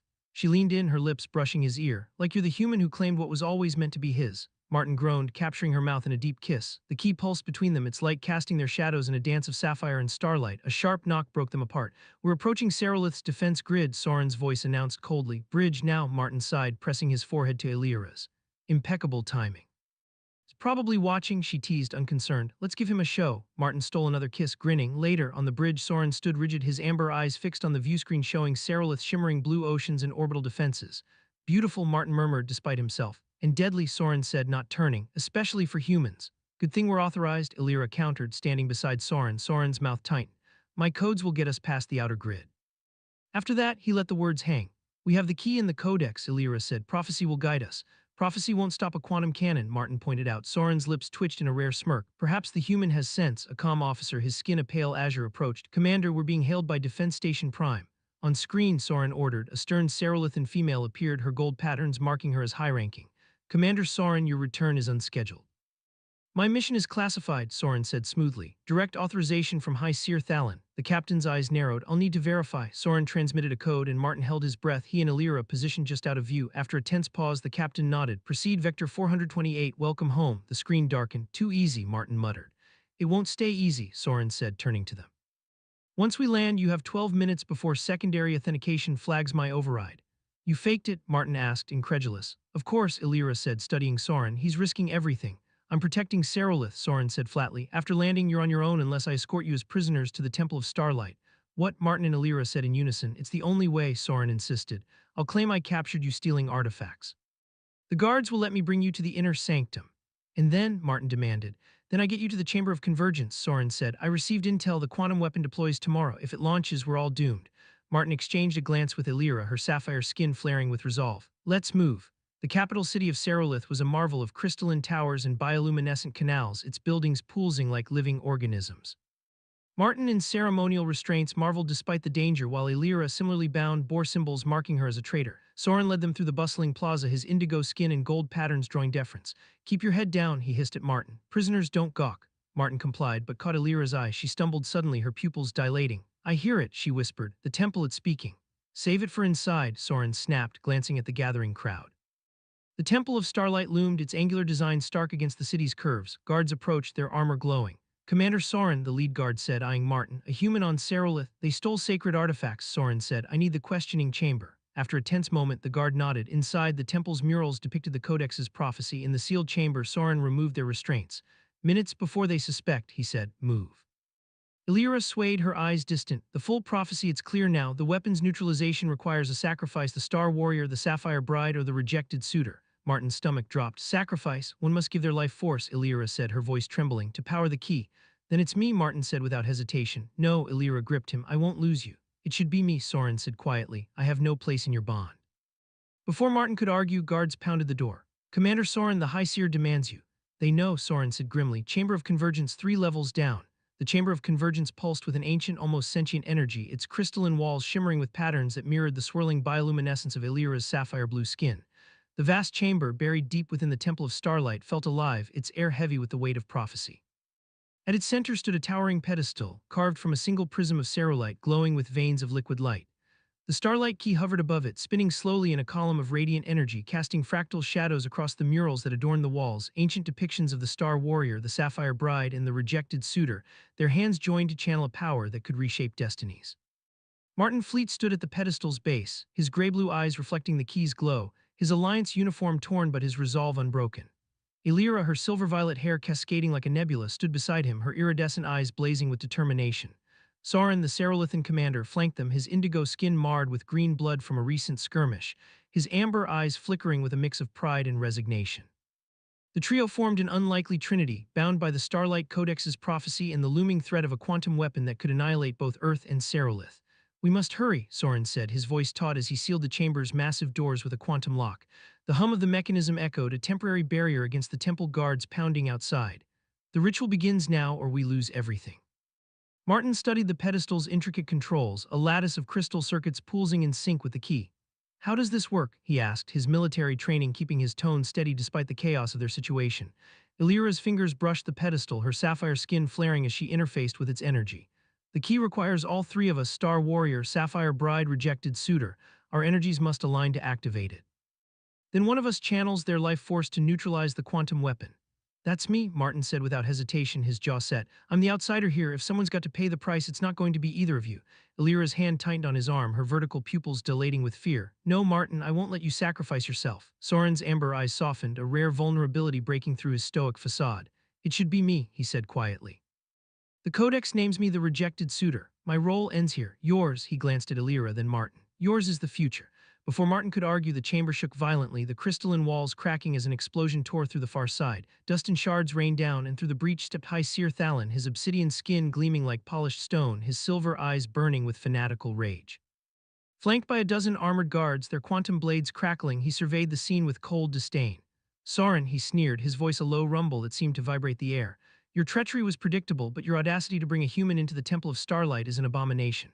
Soren stepped forward, his own blade drawn, green blood dripping from a wound on his chest. You doom us all, Thalon. The quantum weapon's flaw will destroy Serolithans as surely as humans. Thalon's laugh was a harsh, grating sound devoid of humor. A necessary purge, humans are a plague, spreading their chaos across the stars. Serolith will rise pure from their ashes, even if it costs a few of our own. Martin's temper flared, but he held his ground, his hand inching toward the Starlight key. Genocide's a hell of a way to prove your superiority, he said, his voice sharp. You're not saving Serolith, you're killing it. Thalin's silver eyes narrowed and he raised a hand, signaling his guards to advance. You defile this sacred place, terrestrial. Your kind will never understand the purity of our purpose. Elira's sapphire skin flared brighter, her voice resonating with the authority of a seer. The Codex speaks of unity, not destruction. You've twisted its words to justify your hatred. The guards hesitated, their blades wavering as Elira's words echoed. Thalin's face twisted with fury. Enough, seize them. Martin didn't wait. He lunged for the starlight key, his fingers closing around its crystalline form. Expecting a burn, he was stunned when its energy flowed into him like a cool tide, merging with his own. The key pulsed, its light amplifying, and Elira rushed to his side, her hands joining his on the artifact. Their energies intertwined, sapphire patterns dancing between them, the chamber's walls humming in response. Martin, Elira cried, her voice a mix of alarm and awe. It's not draining you. It's channeling, Martin said, his voice tinged with wonder. The key's energy felt alive, not destructive, as if it recognized him as the Star Warrior. Human physiology, it's amplifying the key, not sacrificing it. Elira's eyes widened, realization dawning. The Codex never meant death, it meant channeling. Your human energy signature is the catalyst. Thalin roared, his quantum blade flaring as he charged. Soren intercepted, their blades clashing in a burst of violet sparks. Green blood sprayed as Thalin's weapon slashed Soren's chest, deeper this time. Soren, Elira screamed, her hand tightening on Martin's. Finish it, Soren gasped, staggering but holding Thalin at bay. Now, Martin focused, willing the key's energy to surge. The chamber filled with a blinding dome of light, expanding outward like a supernova. The quantum weapon's components hidden across Serolith began to disintegrate, their destructive potential neutralized by the key's power. Thalin froze mid-attack, his blade raised as the light enveloped him. Instead of harm, the key latched onto his negative energy, his hatred, his fanaticism, draining it like a sponge. His obsidian skin dulled, his silver eyes dimmed, and he collapsed, a withered shell of the zealot he'd been. The guards, witnessing their leader's fall, dropped their weapons, some kneeling in awe, others fleeing into the temple's depths. The dome of light pulsed once more, then faded, leaving the chamber silent save for the hum of the key. Elira rushed to Soren, who slumped against the wall, his wounds severe but his regenerative biology knitting them closed. You did it, he said weakly, a faint smile breaking through his pain. The prophecy fulfilled. We all did, Martin said, helping him to his feet. You held the line. Elira's sapphire skin glowed softly as she touched Soren's shoulder. You honored the Codex even when it cost you everything. Soren's amber eyes met hers, a flicker of old longing buried beneath acceptance. It cost me nothing worth keeping, he said. Your bond, it's what the prophecy needed, not me. The chamber doors burst open and temple guards poured in, their armor glinting, but the lead guard, an elder with intricate gold patterns, froze at the sight of the glowing key, Thalin's defeated form, and the trio standing united. The Starlight Codex, he murmured, dropping to one knee. The prophecy is fulfilled. The others followed, their blades lowered in reverence. Rise, Elira said, her voice carrying the weight of her role as seer. No more kneeling to false ideals. Today, Serolith and Earth begin anew. The elder guard stood, his eyes wide with awe. The High Seer's plans, the weapon, it's gone, neutralized, Martin said, holding up the key, its light now a steady, comforting glow. Your planet's safe, so is mine. The guard hesitated, then bowed deeply. We will escort you to the Ascendancy Council. They must know the truth.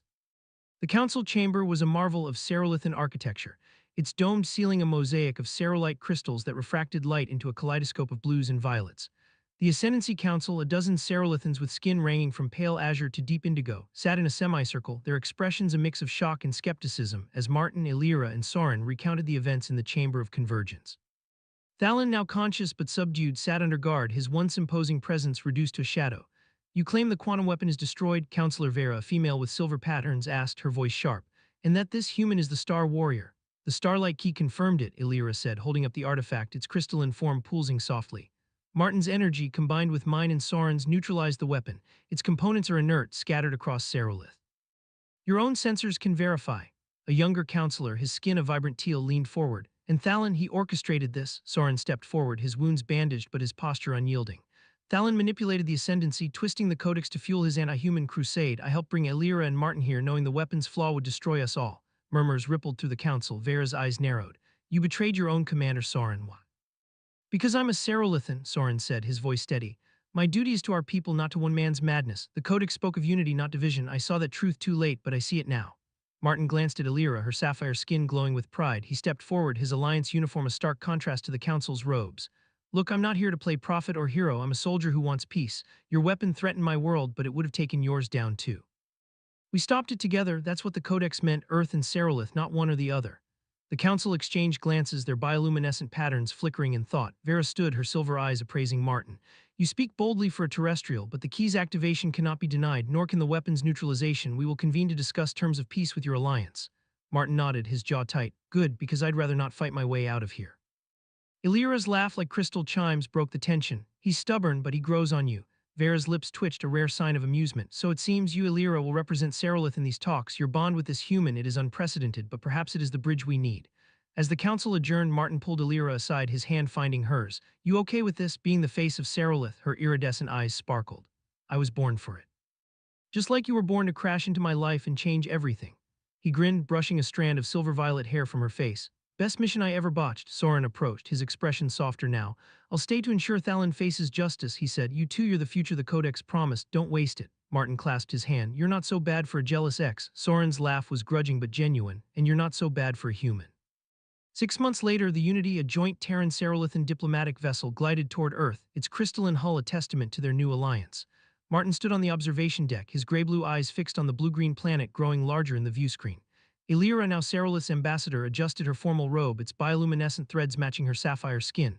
Her silver-violet hair was braided intricately, a nod to her seer heritage. Nervous? Martin asked, slipping an arm around her waist. About meeting your mother and explaining why we married on Serolith without her, Illyra teased, leaning into him. Terrified, he laughed, the sound echoing in the quiet deck. She'll love you, just don't mention the part where you had to practically undress to get my attention. Her smile was radiant, her patterns flaring with contentment. I love you, Martin Fleet, stubborn, brave, and just a little bit idiotic. I sacrificed my solitude for you, he said, his eyes soft. My walls, my guilt over Jenkins, and I'd do it again. She rose on her toes, kissing him deeply. You gained a galaxy, she whispered, and me. As Earth filled the viewscreen, Martin reflected on their journey from a cramped cabin where he'd tried to ignore the most captivating woman he'd ever met to standing as partners in a peace that spanned worlds. The Starlight Codex had brought them together, but their bond, forged in trust, sacrifice, and love, would carry them forward. And as Illyra's laughter echoed, promising more adventures among the stars, Martin knew he'd never regret answering her challenge that first night. The diplomatic vessel Unity hung in low Earth orbit, its crystalline hull, a fusion of Terran engineering and Serolithan aesthetics, gleaming like a beacon of hope against the backdrop of the planet's blue-green curvature. Commander Martin Fleet stood on the observation deck, his gray-blue eyes fixed on the swirling clouds below, his alliance uniform crisp but his posture relaxed, a far cry from the tense soldier who'd first met Illyra 6 months ago. Beside him, Illyra, Serolith's first ambassador to the Terran Alliance, adjusted her formal robe, its bioluminescent threads pulsing in sync with her sapphire-blue skin. Her silver-violet hair was braided intricately, a nod to her role as a seer, but her iridescent eyes sparkled with the playful mischief Martin had come to love. Still nervous about meeting my mother? Martin asked, slipping an arm around her waist, his fingers brushing the glowing patterns on her skin. Illyra leaned into him, her smile teasing. Less about your mother and more about explaining why we got married on Serolith without inviting her. Humans are sentimental about such things, yes. Martin chuckled, the sound warm in the quiet deck. She'll forgive us once she sees you, just don't mention the part where you had to practically strip to get my attention. Her laugh, like crystal chimes, filled the air. You're never letting that go, are you, human male? Never, he said, pulling her closer, his lips brushing her temple. It's my favorite mission debrief. Their moment was interrupted by a soft chime from the console, followed by a holographic projection flickering to life. Captain Elena Vasquez, the Unity's Terran commander, appeared, her expression grim. Commander Fleet, Ambassador Illyra, we've got a situation. Incoming transmission from Serolith Priority 1. Martin's stomach tightened, his soldier's instincts kicking in. Put it through. The hologram shifted, revealing Counselor Vera, her silver-patterned skin and stern demeanor unmistakable. Ambassador Commander, she said, her voice clipped. We have a problem. A faction within the Ascendancy, loyalists to High Seer Thalon, has seized a hidden quantum cache in the outer reaches. They're calling themselves the Purifiers. Illyra's sapphire skin flared, her pupils narrowing to slits. Thalon's dead, the Starlight Key drained him. Vera's eyes darkened. Not dead, comatose. His mind was shattered, but his body lingers in stasis. The Purifiers claim they can revive him using the cache's technology. Worse, they've activated a dormant quantum pulse array, a prototype of the weapon you neutralized. It's not as powerful, but it's enough to destabilize Serolith's core if deployed.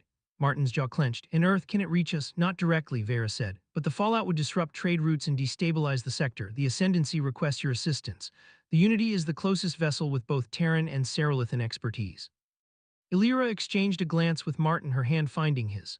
The Starlight Codex warned of a shadow rising after the light. This must be it. Martin nodded, his mind already racing through tactical scenarios. We're on it, send coordinates and intel, and Vera, any sign of Soren. Soren is leading a small Ascendancy task force to intercept, Vera replied. He insisted on joining you, he feels responsible. The transmission ended and Martin turned to Illyra, his gray-blue eyes steady. Looks like our honeymoon's on hold. She smirked, her patterns glowing with resolve. You humans and your honeymoons, let's save the galaxy first, then we'll talk vacations. The Unity dropped out of hyperspace near the outer reaches, a desolate region of Serolithan space littered with asteroid fields and abandoned mining stations. The quantum cache was hidden within a derelict facility, its crystalline structure half buried in a massive asteroid. Long-range scans confirmed a dozen Purifier ships, sleek predatory vessels bristling with quantum weaponry, patrolling the perimeter. Soren's Task Force 3 Cerolithan cruisers was already engaged, their energy shields flaring under heavy fire. Martin stood on the Unity's bridge, Illyra at his side, her presence a steady anchor as he coordinated with Vasquez. Soren's holding them off, but he's outnumbered, Martin said, studying the tactical display. We need to punch through their line and board that facility. Illyra's eyes narrowed, her fingers brushing the starlight key now worn as a pendant around her neck. The Codex speaks of a second convergence, a test of unity after the first victory. The key might be our edge. Vasquez, a no-nonsense woman with a scar across her cheek, raised an eyebrow. You're saying that glowing trinket can take out a quantum array? It neutralized a planet killer, Martin said, his tone dry. I'd say it's got a shot. The Unity joined the fray, its hybrid weapons, Terran plasma cannons and Cerolithan quantum beams cutting through the Purifier fleet.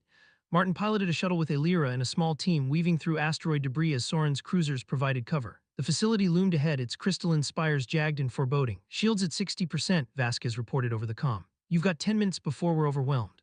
Copy that, Martin said, guiding the shuttle into a docking bay. The team disembarked, weapons ready, Illyra's sapphire skin glowing faintly in the dim light. Soren met them inside, his indigo skin marred with fresh wounds, his amber eyes fierce. You're late, Soren said, a ghost of a smile breaking through. Had to make an entrance, Martin shot back, checking his sidearm. Where's the array? Lower levels, Soren said, leading the way. The Purifiers have a quantum shield around it. Conventional weapons won't breach it. Illyra held up the starlight key, its light pulsing. This will.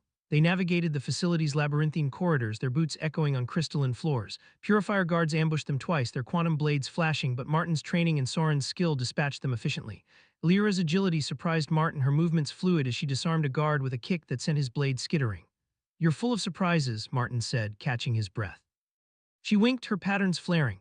You have no idea, Commander. They reached the array chamber, a vast cavern where a pulsating quantum core glowed, its energy distorting the air. Purifier technicians scrambled, but their leader, a Cerolithan female with crimson patterns named Clara, stepped forward, her eyes blazing. You're too late, she hissed. The array is charging. Cerolith will be purified and Thalon will rise. Illyra's voice was steel. Thalon's vision was a lie. The Codex demands unity, not destruction. Clara laughed, drawing a quantum whip. The Codex is a myth for weaklings, will burn the human taint from the stars. Martin didn't hesitate. He fired, his plasma pistol grazing Clara's shoulder, but her whip lashed out, wrapping around his wrist and yanking him forward. Pain seared through his arm as he hit the ground, the whip's energy burning. Illyra lunged, her own blade, a ceremonial seer's dagger, clashing with Clara's whip, forcing her back. Soren tackled another technician, his strength overwhelming despite his injuries. Get to the core, he shouted. Martin scrambled up, Illyra at his side. They reached the array, its quantum shield crackling. Illyra pressed the starlight key against it, her sapphire skin flaring as the key's energy resonated. The shield wavered but held. It needs all three of us, she said, her voice urgent. Like before. Soren joined them, blood dripping from his wounds, and placed his hand on the key. The chamber shook as their energies merged, the key's light intensifying. The shield shattered, exposing the core. Clara screamed, charging with her whip, but Martin fired again, this time hitting her leg, sending her sprawling. Now, Illyra said, guiding the key into the core's interface. The chamber filled with light, the array's energy destabilizing as the key neutralized it. The purifiers fled, their plan crumbling, but Clara lunged one last time, her whip aimed at Illyra. Martin tackled her, taking the whip's lash across his back. Pain exploded, but he held Clara down until Soren restrained her. The core shut down, its glow fading, the threat ended. Illyra knelt beside Martin, her cool hands on his face. You idiot, she whispered, her eyes wet. Stop throwing yourself into danger for me. He grinned weakly. Habit, Soren helped him up, his amber eyes warm with respect. You're not bad for a human. Back at you, Martin said, wincing. The Unity extracted them, the Purifier fleet retreating into the asteroid field. Back on the bridge, Vasquez clapped Martin's shoulder. Nice work, Commander. You and your ambassador make a hell of a team. Illyra's patterns glowed with pride. He's more than a commander, she said, her hand in his. He's the star warrior. Martin pulled her close, ignoring the pain in his back. And you're the sapphire bride who keeps saving my ass. Her laugh echoed as the Unity prepared to return to Earth, the shadow of the Purifiers dispelled for now. The Unity docked at Earth's primary orbital station, a bustling hub of Terran diplomats, traitors, and military personnel. Martin Fleet stood in the diplomatic lounge, his wounds from the outer reaches battle healed thanks to Cerolithan region patches, though a faint ache lingered as a reminder of Clara's quantum whip. Illyra, resplendent in her ambassadorial robes, stood beside him, her sapphire skin glowing softly under the station's artificial lights. Her silver-violet hair was loose now, cascading over her shoulders, and the starlight key hung around her neck, a constant reminder of their shared destiny. They were preparing for a historic summit, the first formal peace talks between the Terran Alliance and the Cerolithan Ascendancy, set to solidify the fragile truce forged by their actions. Martin adjusted his dress uniform, feeling out of place among the diplomats. You sure you're ready for this? He asked Illyra, his gray-blue eyes scanning her face. Earth's politicians can be prickly. Illyra's iridescent eyes sparkled with amusement. Compared to facing down a quantum array, I'll manage. Besides, I have you to keep them in line. He grinned, slipping his hand into hers. Just don't expect me to be diplomatic. I'm better at shooting things. Her laugh, like crystal chimes, drew curious glances from nearby aides. That's why I married you, Commander. You're my favorite blunt instrument. Before Martin could retort, the lounge's door slid open, admitting Soren, his indigo skin and gold patterns striking against his ceremonial ascendancy armor. His wounds had healed, though a new scar crossed his chest, a badge of their shared fight. His amber eyes met Martin's with a nod of respect, a far cry from the hostility of their first meeting. The Ascendancy delegation is ready, he said. Councillor Vera sends her regards and a warning. The purifiers may be scattered, but their ideology lingers. Martin's jaw tightened. They're like roaches. You squash one nest, another pops up. Illyra's patterns flared briefly. The Codex predicted this, a shadow that persists until the light is fully embraced. Will need to stay vigilant. The summit began in a grand chamber, its walls lined with holographic displays of Earth and Serolith, symbolizing their shared future. Terran diplomats led by Admiral Helena Cortez sat across from the Serolithan delegation, Vera at their head. Martin and Illyra took their places as mediators, the starlight key glowing softly as a symbol of their authority. Soren stood guard, his presence a quiet reassurance. Cortez, a stern woman with graying hair, opened the talks. The Terran Alliance welcomes this alliance, but we need assurances. The Purifier's actions suggest Serolith's stability is fragile. Vera's silver eyes narrowed. The Ascendancy has purged Thalan's loyalists. Our stability is no less secure than Earth's, given your history of internal conflicts. Martin suppressed a smirk. Point to Vera. He leaned forward. Let's focus on what unites us. The quantum weapon's gone, thanks to the Codex. But the Purifiers are still out there, and they're not picky about who they hurt, human or Serolithan. Illyra nodded, her voice calm but firm. The Starlight Codex speaks of a lasting convergence, a bond between our worlds. We propose a joint task force to hunt the Purifiers and secure both our systems. Murmurs of agreement rippled through the chamber, but a Terran diplomat, a wiry man named Kessler, stood. And what of this key? It's a Serolithan artifact. How do we know it won't be used against us? Illyra's patterns flared, but her tone remained steady. The key responds only to the Star Warrior and the Sapphire Bride. It's a tool of unity, not a weapon. Martin placed his hand over hers, the key pulsing between them. I'm human, Kessler. If I trust it, you can too. The talks progressed, agreements forming on trade, defense, and cultural exchange. But as the session broke for recess, a low rumble shook the station, followed by a blaring alarm. Vasquez's voice crackled over the comm. Commander, we've got hostiles. Purifier ships just dropped out of hyperspace. They're targeting the station. Martin was on his feet, Illyra and Soren beside him. How the hell did they get this close to Earth? He demanded. Stealth tech, Soren said, his amber eyes narrowing. Thalan's designs, they're here for the key. The chamber erupted in chaos as diplomats scrambled for safety. Martin grabbed Illyra's hand, pulling her toward the command center. Vasquez, get the Unity ready to launch. Soren with us. The command center was a hive of activity, Terran and Serolithan officers working together to repel the attack. The view screen showed 3 Purifier ships, their crystalline hulls cloaked in quantum distortion fields, firing on the station's shields. They're after the key, Illyra said, clutching the artifact. If they take it, they can restart Thalan's work. Not happening, Martin said, his voice hard. He turned to Vasquez. Can we board their lead ship? It's risky, she said, but their shields drop when they fire. We've got a window.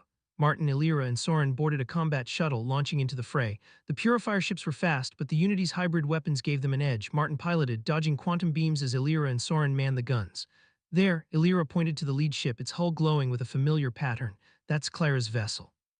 They breached the ship's docking bay, fighting through Purifier guards to reach the bridge. Clara stood at the command console, her crimson patterns blazing with defiance. You can't stop the purification, she snarled. Thalan's vision will live. Martin fired a warning shot, scorching the deck beside her. Thalan's vision died with his sanity. Stand down, Clara lunged, her quantum whip cracking. Illyra countered with her dagger, their movements a blur. Soren tackled a guard, clearing a path for Martin to reach the console. He interfaced the Starlight key, its light disrupting the ship's systems, shutting down its weapons. Clara screamed, her whip grazing Illyra's arm, but Soren tackled her, pinning her down. The Purifier fleet, seeing their flagship disabled, retreated. Martin helped Illyra up, her sapphire skin dimmed but her eyes fierce. You okay? He asked. I'll live, she said, managing a smile. Thanks to you. Back on the station, the summit resumed, the attack strengthening the resolve for unity.